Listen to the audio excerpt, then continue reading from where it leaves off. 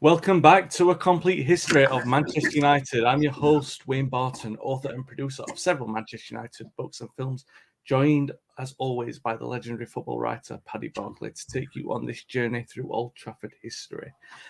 Paddy and I are joined by another legend, the legendary Manchester United midfielder, Sammy McElroy, who's joining us to talk about the 1974-75 season. How are you doing, Sammy? I'm fine, thank you, Wayne. Nice to speak to you, Paddy. Yeah, you too, pal. Midfielder, bit more than that. I would say if you'd been playing today, you'd be a sort of classic number 10, a goal-scoring, creative player playing off a big lump. I would have liked to have played that role, to be honest with you, Paddy. You know, I think you'd have been brilliant, and I think you'd have been unstoppable, playing in what they now call pockets of space. Yeah, absolutely. I would have loved that. Definitely. Yeah. I'm nothing if not reductive. Trying to Paddy writes stuff, and Sammy used to kick a ball.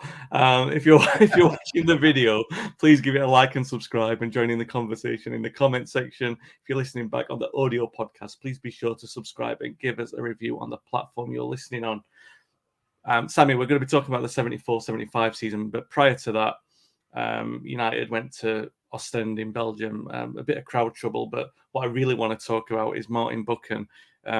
He'd emerged as this leader of the group, obviously with the exits of Lowe, Best and Charlton. He'd sort of come into that void as a massive personality. And it was so funny on this pre-season.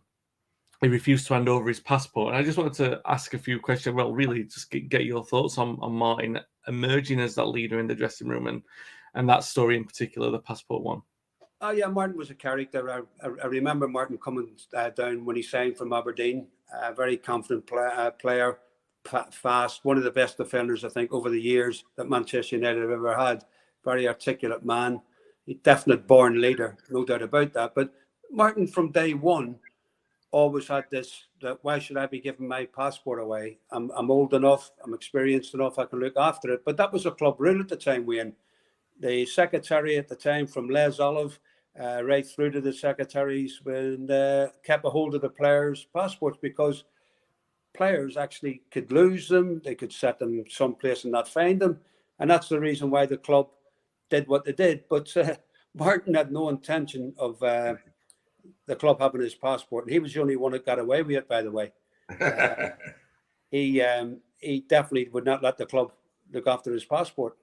Yeah. You said you had another story about Martin when you were on the way to Chorley for dinner one time.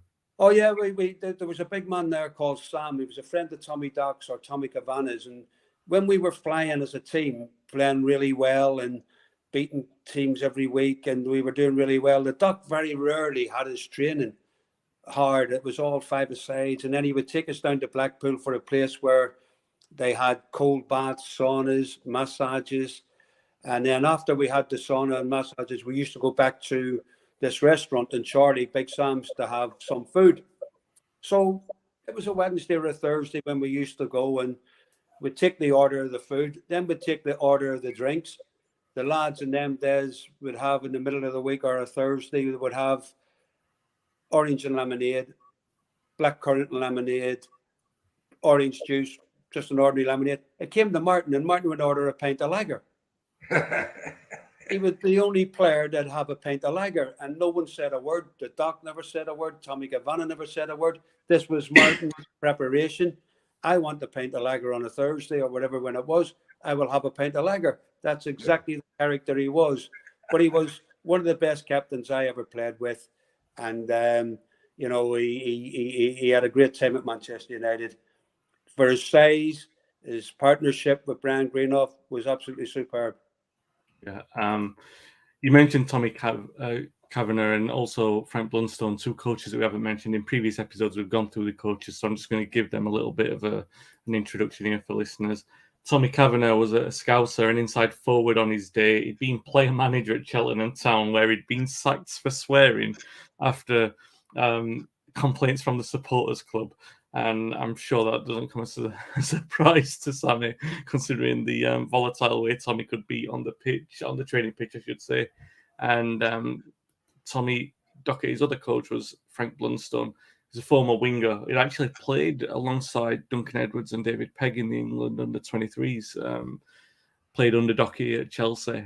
He'd been at the club for around a year at this point, and Docherty said a great line about him. He said, whenever a youngster had self-doubt, Frank had the knack of pinpointing strengths the boy never realised he had. So, yeah, those were the two coaches in with Docherty. Those were the players around him, the coaches around him at the time. There are a couple of new players who came into the side at the start of the season, or sort of certainly one of them, and another one in the middle of the season. First is Stuart Pearson. Sammy, talk to me a little bit about that. Stuart came from Hull. Wasn't an obvious signing. Other strikers were linked with United, and Stuart Pearson had been playing in Hull reserves. And so, was it a surprise to you? Because obviously, he was the player who was coming in to replace Brian Kidd. Absolutely. Stuart came in. I think the link there was obviously Tommy Duck at Hull, working under Terry Neal. Tommy Gavanna was at Hull as well. So they knew this player inside out. And when Pancho came down, I looked at the build of him, because in his time before football, he used to be climbing telegraph poles and stuff like that, and doing that as a job. And upper body strength was absolutely unbelievable. And first day in training, I looked at him and thought, he looks a bit handy, he looks a bit strong, but his touch and his awareness and goal scoring at the time was absolutely superb at that stage when he came to Manchester United. It's just what we needed. He could link up midfield. It was great for me. I used to play alongside him at times before the Ducks started changing the team around a little bit. And we had a great understanding. I loved playing with Pancho. And as I say, he took a lot of stick off defenders, but he could handle himself as well. And I think it was a great buy from the Duck to bring him into this side. That was the time the Duck was beginning to get the team that he wanted. And Pancho was a great step forward with that team. Yeah. Manchester United are used to playing Benfica, Real Madrid. You made your debut at Main Road. So the culture shock of the fixture list bringing United to Leyton Orient, or as they were known then, Orient, on the first day. It was become an infamous game in United history because of the fact, it couldn't be a more sort of significant game in terms of United going into the second division, and who were they going to play there? They're going to play Orient on the first day. What was it like playing there? Was it embarrassing? Was it crazy, the number of fans that were there? Because obviously they travelled in the hordes. Oh, unbelievable. The fans situation was absolutely unbelievable. We're in London, and it was like playing at Old Trafford, to be honest with you. The support we had was absolutely fantastic. It was a warm day, obviously, beginning of the season.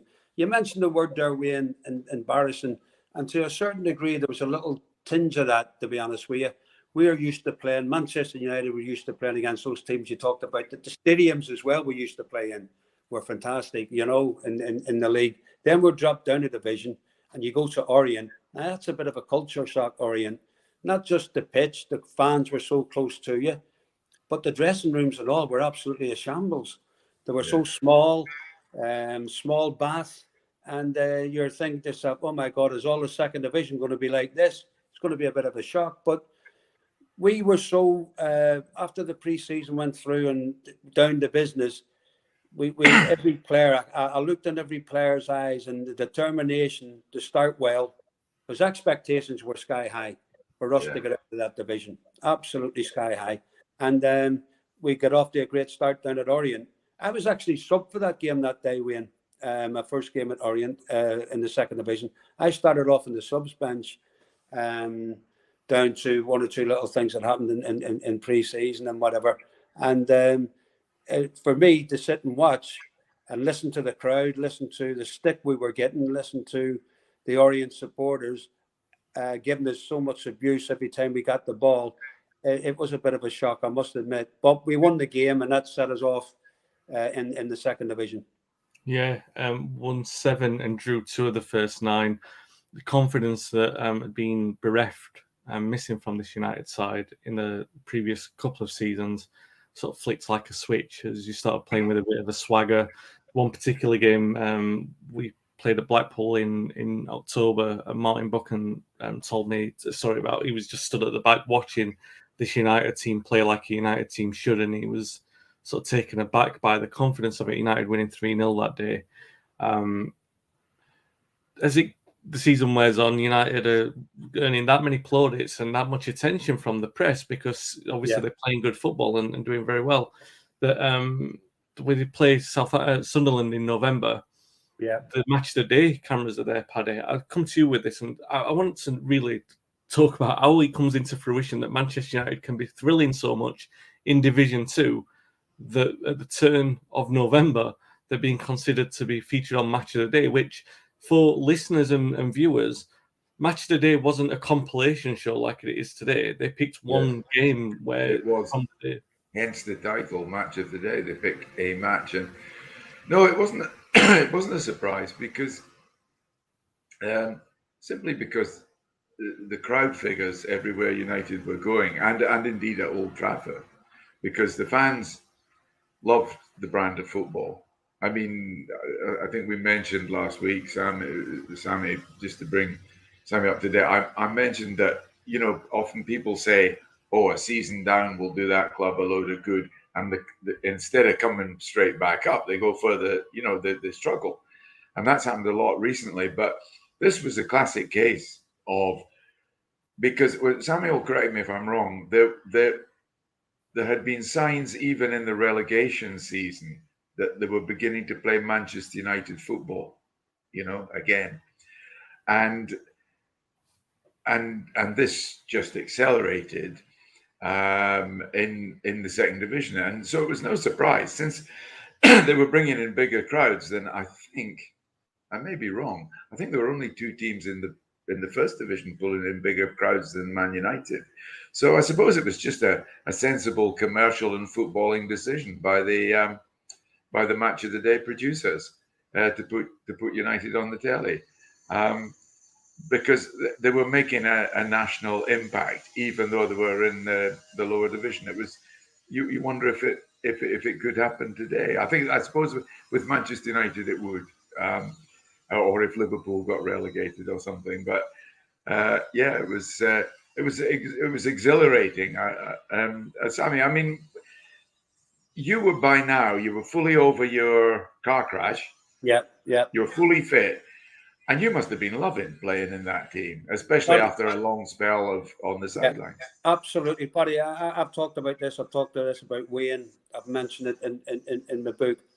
That season in the second division was probably one of the best seasons in all my football career, where everything from, you've touched on supporters, the way football, Manchester United should be played, excitement, home and away, record gates, everything fell into place, Paddy, and it was absolutely a dream to play in that team.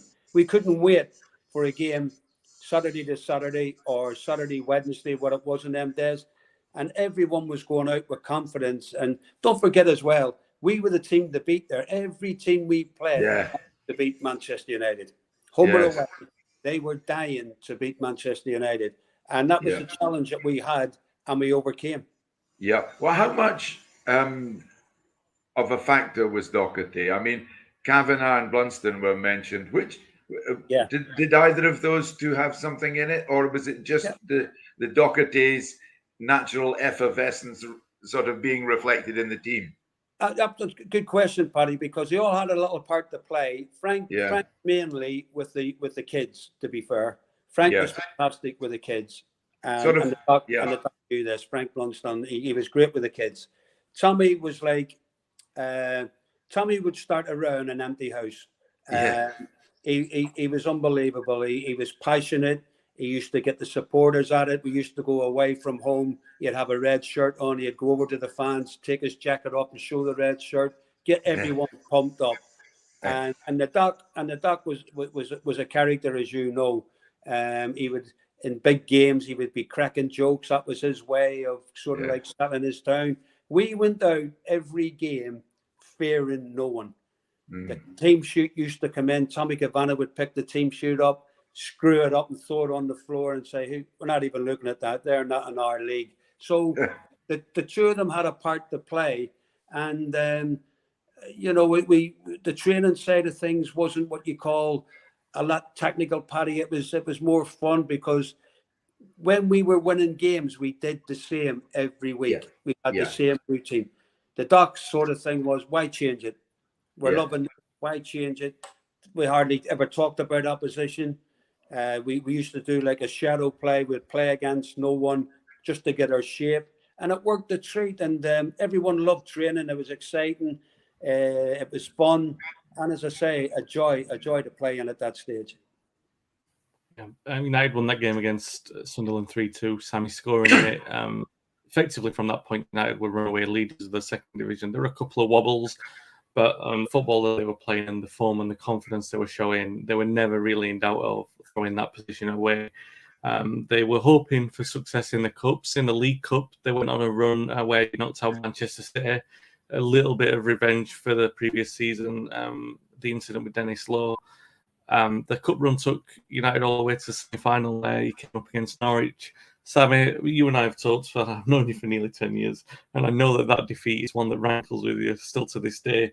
Norwich really aggravating. There was an incident with a team bus down at Carrow Road. I know that Lou McCorry, I think if I get it, McCorry scored another red kick in one of the games, and he was rankling that game was never televised. The other League Cup semi-final was televised, and his best goal was missed to it. So a lot of misadventure on this thing, and Norwich win 1-0. I believe Ted McDougall, who was obviously the scourge of Tommy Docherty, had come back and scored in that game as well. So why does it rank with you so much?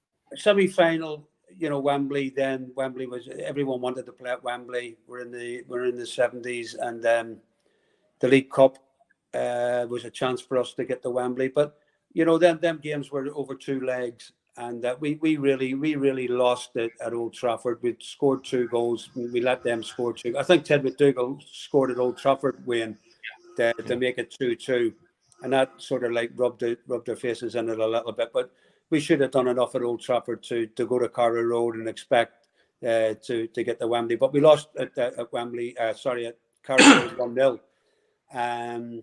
And it was heartbreaking because it was our first sort of like so close to Wembley, even though we were doing well in the league and everything. But every player wanted to play at Wembley. And that night, we heard the Norwich dressing room singing and dancing, and it was really hard to take that we were travelling all that way home, not getting to Wembley, But it was an experience for us at that time, and it made us even more determined to try and get better in cup competitions, which we did over the next couple of years. But to lose a semi-final win, that one has always rankled in me. And at United, I think that was the only semi-final that I'd ever lost. Yeah. Exit in the FA Cup came in the third round in the replay at Walsall. And then before, obviously concentration went on the league and promotion and making sure that there was no slip up there. No spoilers, United went up. We don't need to sort of cover, we'll be covering that ground, but you don't need to spoil it in terms of the way that it happened. 2 key transfers, though, Sammy, I want to come to you on. Well, first of all, I'll ask, I'll come to Paddy on this. The arrival was Steve Coppell. Steve Coppell from Tranmere, a Jimmy Murphy find because he'd been brought back into the fold by Tommy Dock to go and scout some players. Coppell, a real discovery, wasn't it? Unbelievable. Jimmy Murphy as well. That was a great move from the Dock to involve Jimmy Murphy into a situation like that, especially with the history that Jimmy had played throughout the club. I think that was a great move to do that with Jimmy, and Jimmy loved that. Jimmy had one look at Stevie Coppell, and after a number of minutes, what it was, he said, sign him. Because Jimmy knew a player inside out over the years, no doubt about that. And I think it was 70,000. I may be wrong, Wayne. 70,000 for a player like Stevie Coppell. Okay, Tranmere it was at the time, but he came in to our sort of setup like a duck to water. The role that we had him playing, like a right-sided player. But not only when I say a right-sided player going forward, the stuff we did going back for us at that time was immense, and it was a great signing, an absolutely fantastic signing for the money as well. Great move by the Dock. Paddy, Pearson and Coppell, two fairly low-profile signings, but they were they just, like Sam said, like a ducks to water. Well, there might have been low profile in terms of what they'd done before, but Sammy used the duck to water metaphor. And it was definitely that way with Pearson, especially the way Sammy's just described it. Yeah. And Steve Coppell too didn't need, even though he wasn't a full-time professional footballer, to the extent that he was still at university. I think Sammy He was. when You're he right, Paddy. joined the club. So he was having to combine the two, so he wasn't able to rest when he finished training. He had to study. And but Steve, as anybody who knows him would know, is he's got there's a fair old capacity in that head, and Absolutely. and he just adjusted to the. Sammy says right-sided player. I remember the only time I did an interview with him. The only time he very sharply criticized me was when I said, as a winger, he says, "I'm not a winger. Yeah. I'm a right." There are no wingers anymore. I have to work back. I didn't like to say, well, what about Gordon Hill? He's only 30 yards away from you. He's more. Yeah. He was maybe not so good, Sammy, at the defensive work as. No. Paddy, you've touched on Gordon. Gordon couldn't tackle a face somewhere, as we used to say. And Gordon was an absolute disaster for us when he tried to get back, and we wanted him in the final third because as a winger and the goals he scored as a winger was absolutely second to none. But Stevie had that knack, as he said. His work rate was absolutely unbelievable, and the blend with that on right side and with Hilly on the left side, the goals he used to get was just unbelievable. You couldn't really predict that, Paddy, that was going to happen for them to do what they did in that side. No. The work rate. Stevie got the odd goal. He created a lot. Where Hilly, did both in the final third, created and scored a number of goals, which was fantastic. I mean, in a sense, it was the beginning of the period where your wide player did have to work. He couldn't be Stanley Matthews anymore, But whereas Liverpool had Jimmy Case out there, who was, who couldn't hit a byline. No, the way Steve Coppell did. So he could do a winger's job. Yes, he could score goals, and it later moved him to centre forward, Wayne, as you'll remember. Yeah. And he could handle that like a sort of latter-day Raymond Copa, and he could. But he could also do the winger's job. But he didn't like just being described as a winger because he did so much as on top of it. Paddy. I don't think, Paddy, if you think about it, and you've watched football the way Wayne's watched football for years and years and years, in that era, I don't think there was another right-sided player who did what Coppell did. No. You're talking about right-sided players or wingers. Their job was, and you touched on there, to get to the byline, to beat your fullback, get the ball into the box, and let the people find the strikers find your cross or whatever. What Coppell did brought a new dimension to us, but with his work rate helping the right back out, helping midfield players out. And that's just the way he was. I don't actually think, and I mean this, I don't actually think Tommy Docherty said to him, hey, you've got to track back, you've got to do this, you've got to help, whatever. He did that natural, Stevie Coppell. He did it himself, Yeah, absolutely. And there was another player that I can sort of think about. You're talking about Jimmy Case. Jimmy Case, when he played right-hand side, did a lot of work going back and tackling. But Case never provided what you're saying, the finishing touches, getting at defenders and crossing balls. No. Not at all. No. A brief word on Jim McCalliog, because Jim McCalliog had been there for a year and he left Southampton. Sammy, obviously, when he arrived, he sort of took pressure off a few of you forward players and did quite well at the back end of the relegation season. Were you surprised that he was moved on after a year? Jimmy McCalliog was a great footballer and a lovely, lovely man. I love playing with Jimmy McCalliog. Now, Jimmy McCalliog was one of those players, started off as a striker as well, played striker for Scotland, moved back into midfield. And when he came to Manchester United, he was ideal for us at the time with his experience. He could settle us down, he could pass the ball, he had an eye for a goal. But I think in the end, with Jimmy McCalliog, I think he had a little bit of a fallout with certain staff members, maybe Tommy Gavanna, maybe the doc had a few words. I think that was one of the main reasons why Jimmy went. But he did a job for us. He helped us through a stage where we needed somebody like him, and he did it very well. Yeah. So that was McCalliog out, Coppell in, necessitating a change in formation. United were very on the verge of promotion. Really, a win against Cardiff, win against Bolton, draw against Norwich, win at Forest, draw at Bristol, and then a win at York City, Wilf McGinnis's York City, which doesn't go down in the annals of United history as a significant game. But it did in this one, because this was one where Coppell played on the right and Morgan played on the left. It was the first time that actual 4-2-4 formation came into play. Paddy, we've talked a lot about the change in formations over the time. This was a very bold change, particularly considering the pragmatic way United have played for basically 3 years, wasn't it? Absolutely. But I think in that, sorry, Sammy. Yeah, carry on. Go ahead, Paddy. Go on. You say. Go ahead. Well, I was just going to say that 74-5 season, I didn't see every game, but my general recollection of United was that it was in effect 4-2-4. But there was always seemed to me 4 up front. Am I being romanticizing it, Sammy, or no, not at all. We no, you're right, Paddy, because the doc used to say to us that we're playing, always played with Wade players with the doc, always played with Wade players. But what our thing was that the doc drilled into us was we go together, we attack together, we defend together. And I remember that switch actually, Wayne, what you're talking about with Willie. And I think that was a writing on the wall, believe it or not, for Willie Morgan, when Stevie had that right-sided role where Willie had for years. Yeah. Willie had it for years. And when Stevie Coppell came in, I think the doc had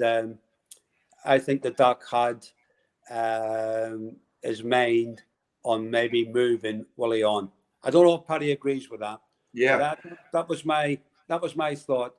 Coppell had come in, that type of player, and I'm thinking the doc was beginning to actually say to Willie, "You've got a battle on here." Yes. I mean, Willie was how many years older than you? I'm just trying to think. Willie would have been 31 by then. No. Willie.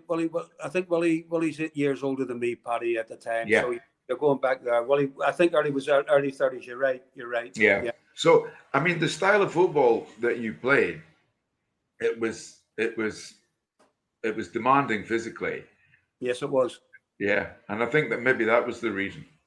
Yeah. Rather than again, if I can touch on, Willie was fantastic going forward, final third.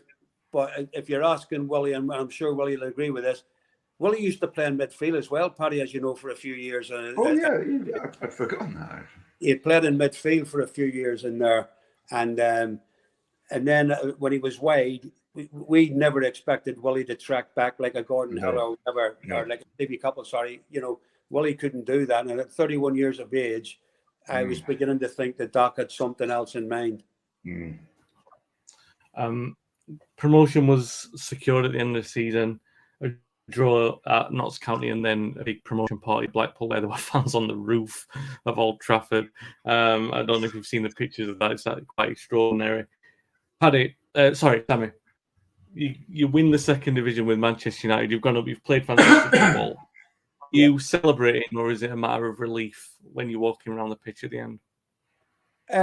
Well, obviously, I wouldn't say relief. It was more like job well done, Wayne. Pressure was on us enormous that season from the first game. What we couldn't expect or experience or think or dream about was to have another year in the second division. I don't think that would have went down well, whatever. But the way we got out of it and the way we've played and the publicity we were getting through media, television, was absolutely unbelievable. And we were getting praise left, right, and centre. And may I say, rightly so, because our football was different class. But when we got that trophy at the end, against Blackburn at Old Trafford, it was, thank God we did it, and we did it well. We did it in Manchester United way. Yeah. Paddy, before I move on to squad statistics, United have gone up. We know what's going to be coming in the future because we're going to be talking about it in subsequent episodes. But at the time when they went up, was it like there was a curiosity? How good were this Manchester United team? Could they challenge, or was it like we expected them to get promoted? Only for a couple of games, and the question was answered. I mean, looking back on it now, I studied the life of Sir Matt Busby, and Sammy was very helpful to me in researching the life of Matt Busby for a book. And for me, this was the Busby years back. Oh, thank you. This was the Busby years. Sorry for those listening on audio. Wayne's just held up a copy of my book, available, as Sammy says, in all good bookshops and bad ones as well. And the thing about this was that the Doherty regime had brought back the Busby days. Yeah, I don't think that's an exaggeration. It had brought back the flair, the panache, even what Sammy's just said about the mantra: we attack as a group, we defend as a group. That was what that was the last words that Jimmy Murphy used to say to the team in Busby's day. We go up, we go back. That's right. I think in more ways than one, it was an exciting, entertaining team. Busby believed in entertainment. It was a fit team. Yeah. And it was actually, when you look about it, it was a young team. It was a team that was, as Boris Johnson might say, oven ready for the top division. Yeah. So I don't think there was too much doubt. But if there were any doubts, what were the opening results, Wayne? You'll have them at your fingertips. For the come on, time for the next episode. Okay. Don't want to spoil anything for that, but United they definitely started the next season well for sure. Okay, right. That was my recollection. That it was a no-brainer once you. Yeah, there was a curiosity, but it was ready. That team was ready, and yes, we'll talk in other episodes about the signings that were made. But we've already talked about Coppell. We've talked about Pearson, both young players. McElroy still to get to his peak, probably. 23 maybe. Buchan, young. Goalkeeper, maybe not, but there was a nucleus there of quality of Manchester United players, if you see what I mean. Players you could bank on. And they were aged in their early to mid-20s, all of them. Yeah. A couple of them given debuts this season as well, which is fairly strong-minded of Doherty to do that, considering the pressure that he would have been under to get promotion. So we'll go through the squad statistics. Paddy Roach is the first name that's popping up on the screen there. Alex Stepney was the first choice goalkeeper this season, playing in 49 of the 51 games. He played 49 in all competitions, 40 of those appearances in the league, and the other 2 appearances came by Paddy Roach, with those in the league, obviously. He was an Irish international by the time he came to Old Trafford, signed for £15,000. He played for Shelbourne before and played 100 times for them and actually scored a goal like many Manchester United goalkeepers of the past. Yeah. Doherty would be tempted numerous times to play Paddy Roach, but it never quite worked out for him because Stepney was ultimately more reliable, as the 49 appearances go to show. The defence was beginning to pick itself until Jim Holton he suffered a broken leg at Hillsborough in a 4-4 draw, which was the start of many, many mishaps with Jim Holton, the start of which would ultimately take his life as well. But he was a very, very popular player. He played 17 times in all competitions, 14 in the league, usually partnering Martin Buchan, who played 50 times in all competitions, 41 of those in the league, missing just 1 game. At right back was Alex Forsyth, who's sharing the position with Jimmy Nicholl. Jimmy Nicholl made 1 substitute appearance this season. He was Canadian-born, Northern Irish parents. He grew up there from the age of 3 in Northern Ireland. Signed by United as an apprentice, right back mainly, although he did moonlight in other positions. He was progressive on the ball. He liked to join in the attack. And in actual fact, it's worth diverting on this. I'll just mention the other fullback as I did there. Alex Forsyth played 45 games in all competitions, scored a single goal. 39 of those were in the league. Just wanted to return to Jimmy Nicholl because his family were moved over by Manchester United to avoid the Troubles. And it should bring us on to this point, Sammy, because they did the same for you, didn't they? United brought your family over, and it's worth mentioning because they obviously did that for Jimmy as well. A big gesture from the club, really, to do that.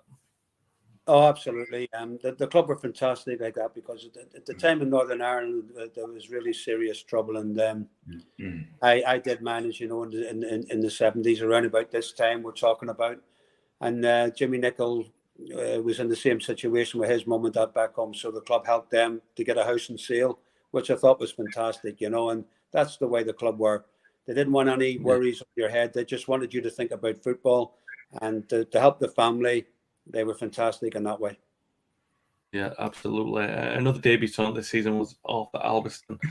Scottish born, came through the United youth system, made his debut in that League Cup match against Manchester City. A left back, hugely underrated, incredibly consistent, and a strong defender. Albiston made just 3 appearances this season. Obviously, that League Cup debut, and 2 more appearances in the league. Steve James made 15 appearances in all competitions, 13 in the league. James actually lost his Division 2 winners medal, and it turned up years later. I remember there being a local newspaper report about it. He was so relieved because it was the only winners medal that he had in his life, which shows that obviously the second division medal for Manchester United wasn't embarrassing for everyone. Stuart Houston, the dominant left-sided defender, 7 goals in 48 appearances, 6 in 40 in the league. Brian Greenough, who had made a great start to life at Old Trafford in the previous season, winning the club's Player of the Year award, made 41 league appearances, scoring 4 goals. Those 4 goals in all competitions came in 49 appearances. Ollie Sidebottom made 16 appearances, 12 in the league, and Tony Young made 22 appearances in all competitions, 15 in the league. That brings us onto the midfield. David McCreary, another Northern Ireland. They were infesting the squad, positively infesting the squad at this point. A midfielder, only 5'6", 5'7", but he was so versatile, played in a number of positions for this team, effectively became the number 12. So he was the substitute, and he'd be brought on for anyone, regardless of who came off, and he'd fill in that role. Another Northern Ireland youngster, tidy, economic in position, and very useful, a good team player. Paddy, often, I'm not going to refer to David McCreary in the same breath as Diego Maradona, but where Paddy is in the past talks about Maradona and George Best's capability to harness themselves to a team, McCreary had a good knack of doing that with the teammates that he was around. He was a very good, useful player in that regard. He was good. It was virtually the Northern Ireland team. What was Sammy, Bestie, just gone, McCreary, Nicholl. Now, I don't know if this is true, but a friend of mine, and he told it as more of a joke than anything else about David McCreary.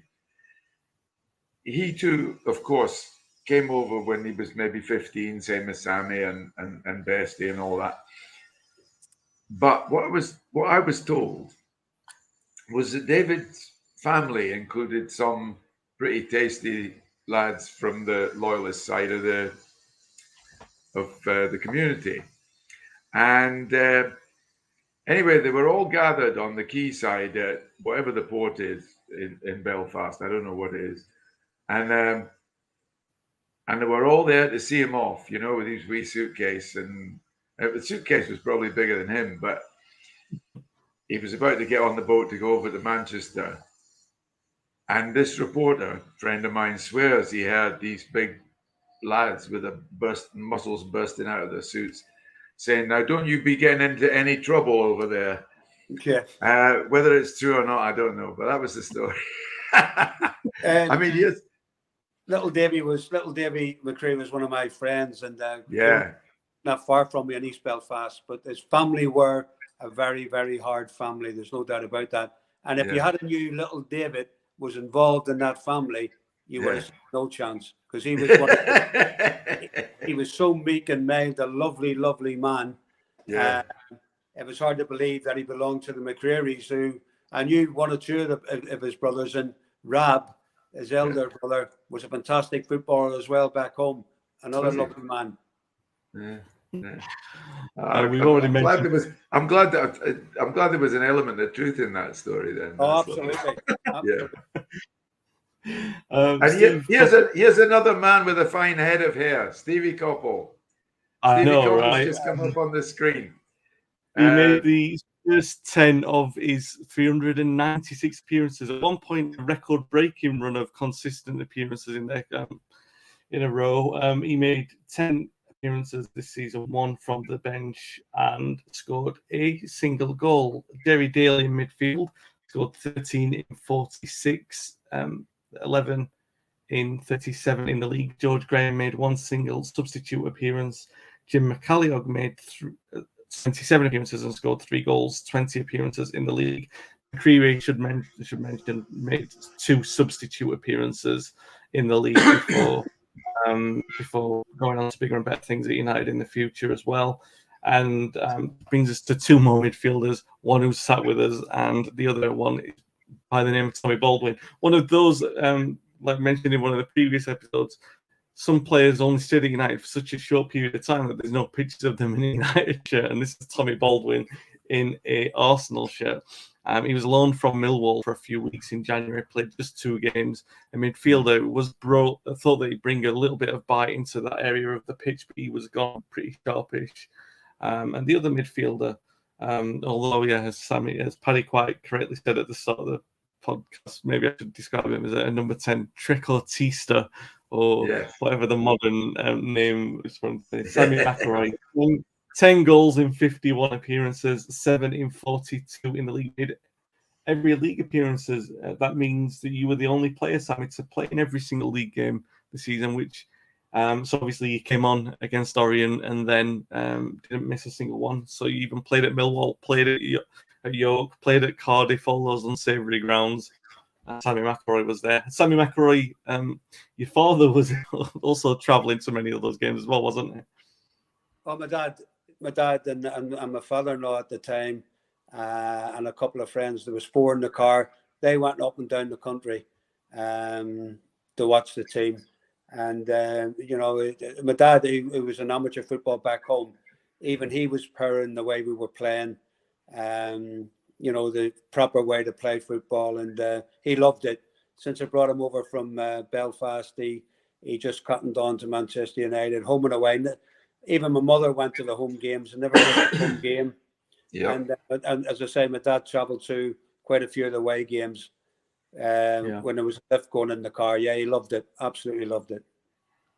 Willie Morgan, 4 goals in 42 appearances, 3 in 34 in the league. And then brings us on to the forwards. Lou McCorry, joint top scorer with 18 goals in 47 in all competitions, 11 in 38 in the league.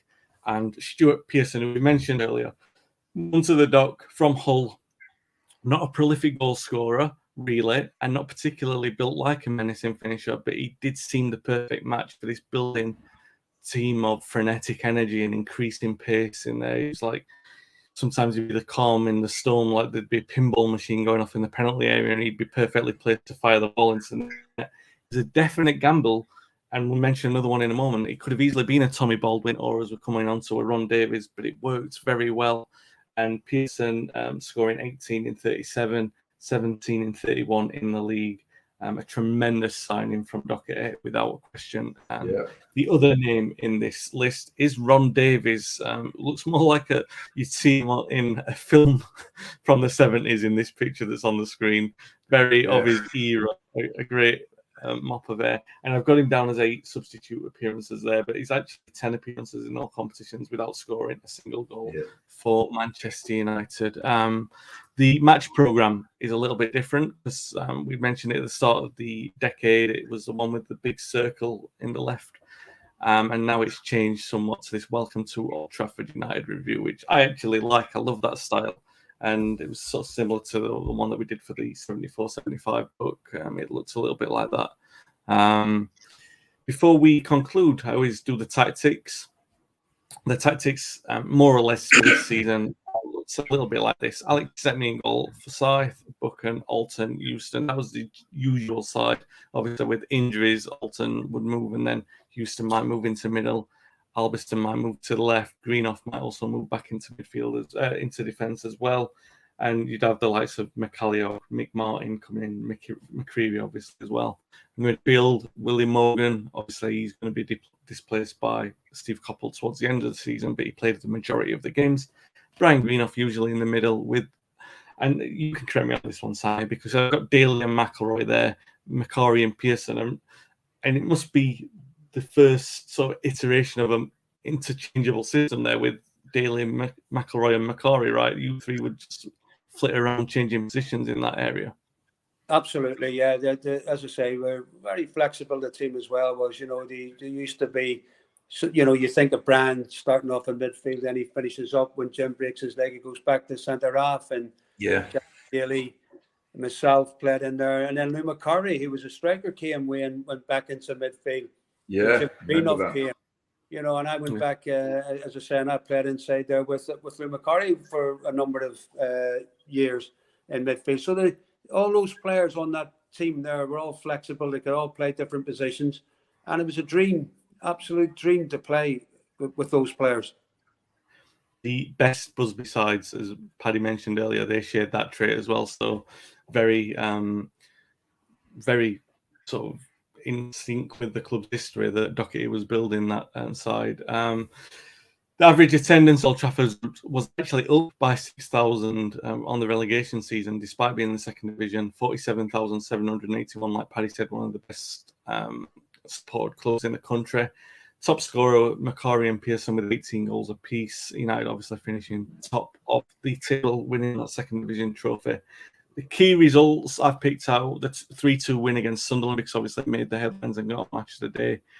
And the York City victory against Wolf McGuinness' side, because it marks the first time that Doherty had overtly changed his system into what would be recognised as his team.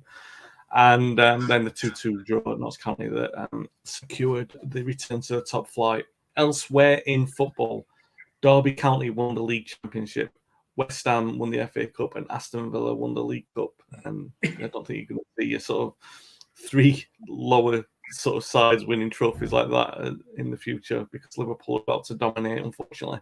I did try and spoil it in the last episode and think that they were going to go on to worse things, but they are not. They're going to go on and dominate English football. Leeds lost in the European Cup final to Bayern in Paris. They're still moaning about it, Wayne. They're still bloody moaning about it. Moaning about lots of things as well. About the referee cheating them. Yeah.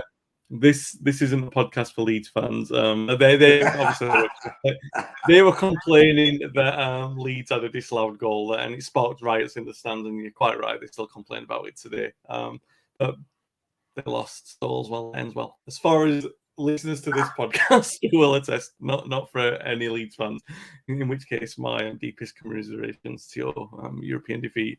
That's it for this episode. United back in the first division. If you're watching the video, please give it a like and subscribe. Join in the conversation in the comment section. If you're listening on the audio podcast, please be sure to subscribe and give us a review on the platform you're listening on.